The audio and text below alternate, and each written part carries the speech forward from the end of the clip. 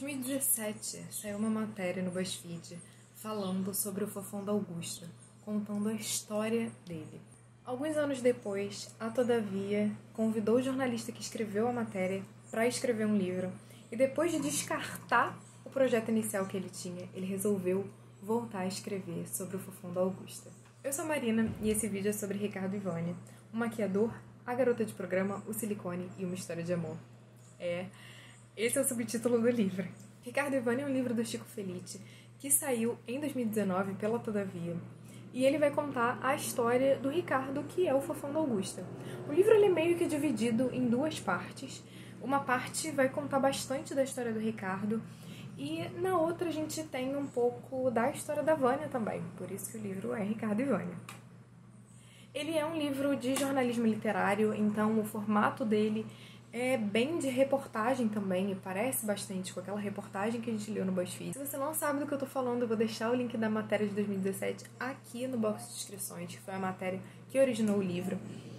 E, enfim, a gente tem essas entrevistas, né? O Chico Felitti fala bastante da relação que ele teve com o Ricardo, e ele vai descobrindo aos poucos, revelando essa história do Ricardo e como ele chegou a ser o Fofão da Augusta. Então, assim, é muito interessante porque a gente vê essa história da internet. O Fofão da Augusta a gente conhece como quase como personagem, né, de São Paulo, essa pessoa emblemática, e que ganhou fama como o Fofão da Augusta justamente na internet.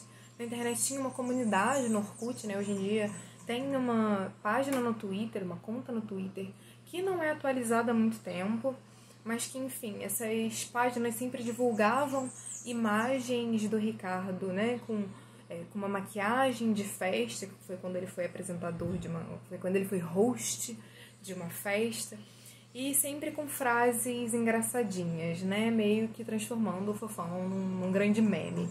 E aí o Chico Felitti faz o trabalho contrário, que é de humanizar o Ricardo, principalmente quando ele dá nome ao Fofão da Augusta, né, e quando a gente percebe, nossa, esse cara, esse Fofão da Augusta, que a gente via nas ruas de São Paulo, ele é uma pessoa que tem um nome, e se ele tem um nome, ele tem uma história, ele tem uma vida, ele tem uma família, ele tem muito por trás do que ele mostra ser. Então, é uma história muito interessante, porque ela vai descortinando toda essa vida do Ricardo, né? Então, quem ele foi? Ele era um cara de Araraquara, que é uma cidade no interior de São Paulo, e, enfim, é uma cidade pequena. Quando o Chico Felitti, por exemplo, chega em Araraquara para fazer a pesquisa dele, as pessoas dizem que elas não conheceram o Ricardo, que elas não sabem quem foi, sendo que elas sabem, sim, é nítido que elas sabem. E ele era meio que essa figura maldita na cidade, assim, literalmente, uma figura que você não pode falar, que você não pode dizer que você conhece, senão você vai ser associada a ele. Então é bem interessante quando ele faz esse trabalho e descobrir o que aconteceu em Araraquara. E tem muito a história da Vânia também. A Vânia que o Ricardo diz que foi o grande amor dele. A Vânia, na época em que ela se relacionou com o Ricardo, né, em que eles namoraram, a Vânia era Wagner. E, enfim, ela teve também uma vida muito atribulada. Depois ela foi para Paris, onde ela trabalhou como garota de programa. Ela começou como dançarina, né, como se fosse um bar, e ela acaba descambando para a prostituição, mas ela fica lá em Paris, está morando em Paris até hoje. Mas enfim, claro que é uma vida muito difícil.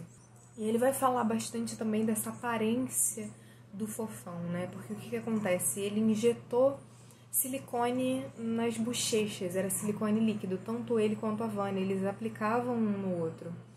E acabou que o silicone foi caindo. Tem até no livro uma explicação desse silicone, né? Porque um dos médicos, o que faz inclusive a cirurgia na Vânia, porque a Vânia depois tira o silicone das bochechas, ele fala que esse silicone líquido, ele acaba endurecendo, né? Que o corpo, ele meio que vê aquele silicone líquido como um corpo estranho e ele acaba endurecendo e caindo, e nesse processo ele acaba levando tecido também, né? Então ele fala que, por exemplo, para retirar não é botar, sei lá, uma seringa e puxar o líquido, né? Justamente por conta disso. Ele tem que abrir mesmo essa parte, né, de baixo da bochecha, essa parte do maxilar, para poder tirar o silicone, né? E aí ele leva tecido junto, né, e tudo mais. Mas o Fofão, na época, era uma coisa muito estética. Ele queria parecer uma boneca chinesa, né? Uma boneca de porcelana chinesa. Então ele fazia essas aplicações porque ele se achava bonito com aquelas aplicações, né? Ele achava que ele estava ficando mais bonito e ele se sentia bem com aquelas aplicações. Tanto que o Chico Felício até pergunta, né, da questão do silicone, e ele nunca quis tirar.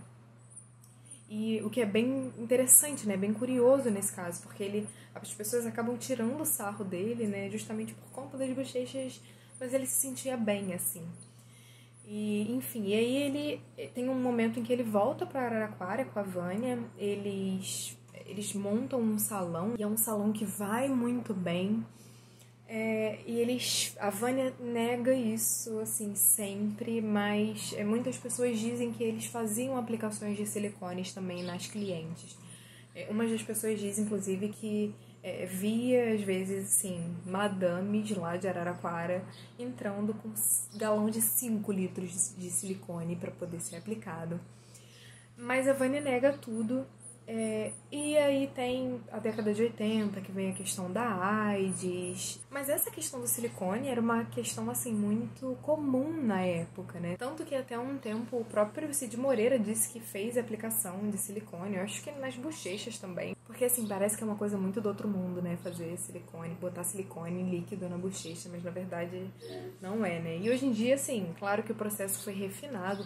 A gente não bota silicone na bochecha, né, ou no rosto, mas tem botox, tem, sei lá, aplicação, preenchimento labial, né? Então, a gente ainda continua fazendo tudo isso. Só que assim, quando eles têm esse salão lá na década de 80, vem a questão da AIDS, e aí as pessoas começam a não frequentar mais o salão, né? Claro, porque eles mexendo ali com a questão do silicone, com a agulha, e eles sendo da comunidade LGBT, as pessoas não queriam chegar perto, né? Porque, claro, se você chegar perto de alguém, você vai ter AIDS, né? Como se fosse assim. Mas, enfim, tem toda essa questão, e aí eles acabam tomando rumos muito diferentes, tanto o Ricardo quanto a Vânia, eles se separam nesse momento. E é interessante da gente ver todo esse processo, o que vai acontecer com o Ricardo, o que vai acontecer com a Vânia. E, enfim, foi um livro maravilhoso que eu gostei muito. Ele foi indicado esse ano ao Prêmio Jabuti, foi um dos finalistas. Infelizmente não ganhou, mas eu tenho certeza que o livro que ganhou também deve ser tão bom quanto esse. E é uma leitura que vale muito a pena fazer, não só para quem, sei lá, é da comunidade LGBT, mas para as pessoas no geral, sabe? Porque a gente tem esse personagem de internet que é humanizado. E eu acho que essa humanização é muito importante, porque às vezes a gente se esquece de que quando a gente está na internet, tem uma pessoa atrás da tela, né? Uma pessoa que tem uma vida e que tem os seus problemas e que tem as suas conquistas também. E eu acho que às vezes a gente desumaniza essa pessoa, que às vezes ela parece que é só um objeto, só um personagem. E na verdade não é. Então, assim, é uma leitura que eu super recomendo pra todo mundo, de verdade. Se você quiser agora aproveitar Natal, é um presentão também pra qualquer um. E é isso, se vocês quiserem conversar mais sobre esse livro, se vocês tiverem alguma sugestão também de livros que são parecidos, por favor, me deixem aqui nos comentários. Não se esqueça de se inscrever nesse canal caso você não seja inscrito, não se esqueça de curtir esse vídeo. E até o próximo. Tchau, tchau.